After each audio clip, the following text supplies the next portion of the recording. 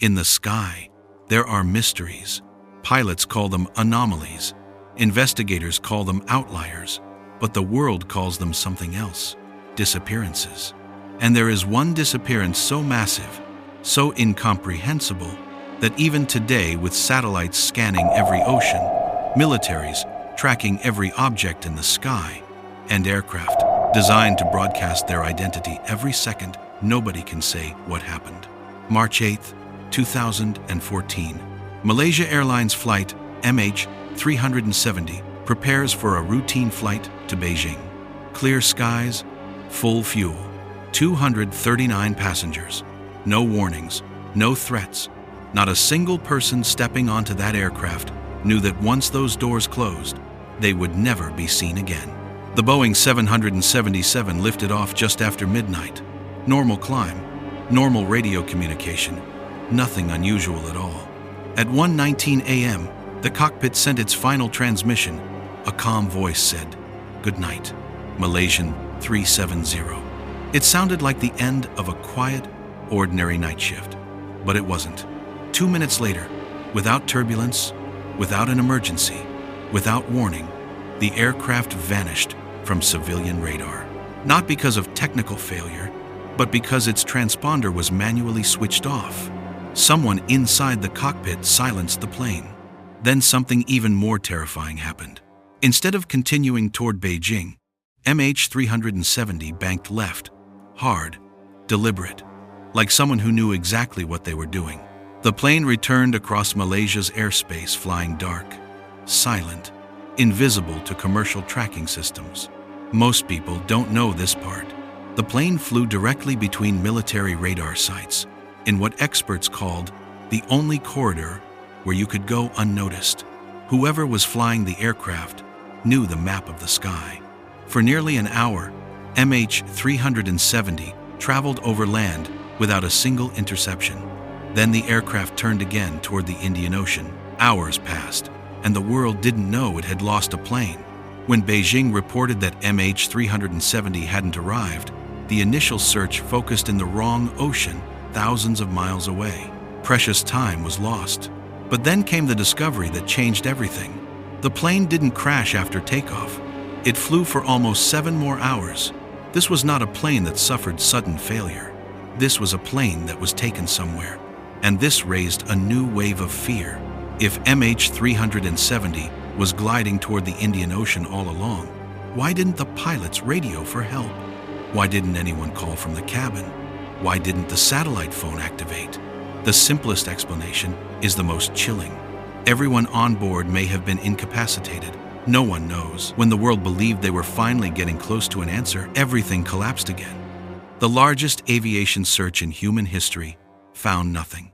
No fuselage, no victims, no floating luggage, no phones, no life vests.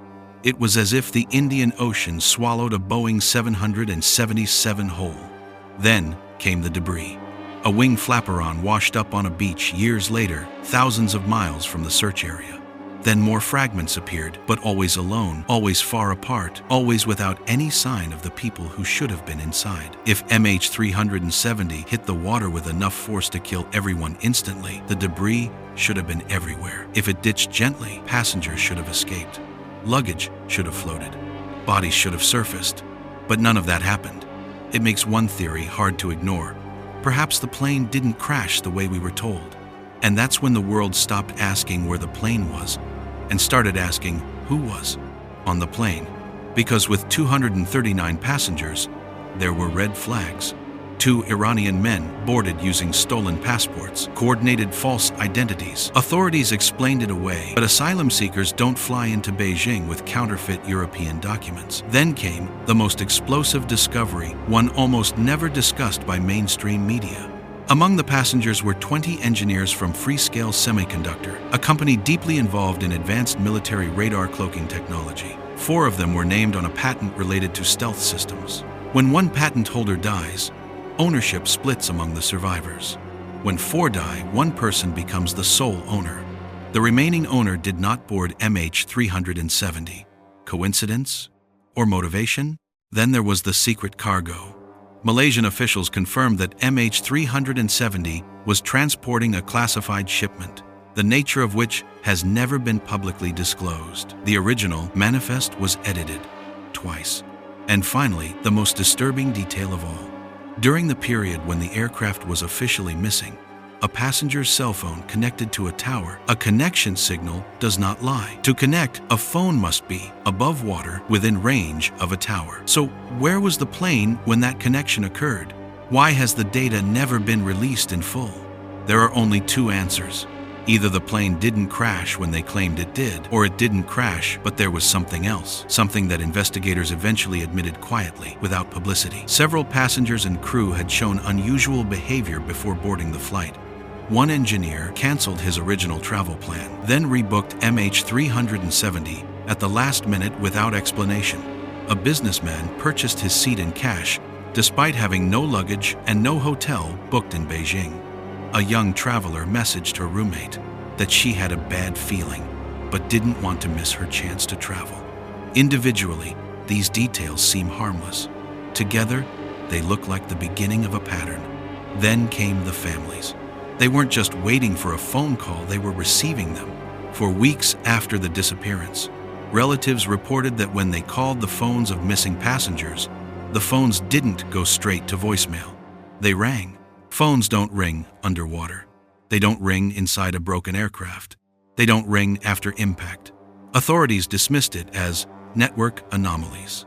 But families begged for the calls to be traced. One mother claimed she heard breathing before the line cut. Nobody investigated further. And there is still more that never reached the public.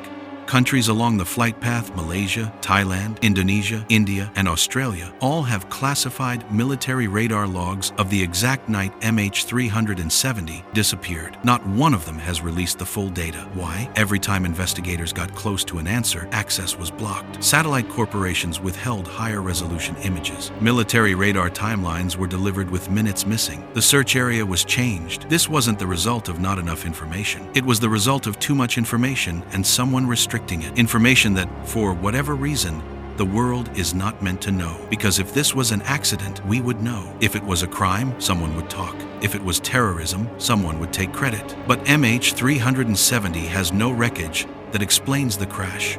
No responsibility claimed, and no truth. Governments still say the same words, "We do not know." But people don't just vanish. Planes don't just disappear. And 239 lives don't just enter the sky and never come back. So the final question isn't, where is MH370? What happened on that flight that is so powerful, so dangerous, or so world-changing that the truth is considered too costly to reveal? Because whatever the answer is, someone, somewhere, decided it was worth 239 lives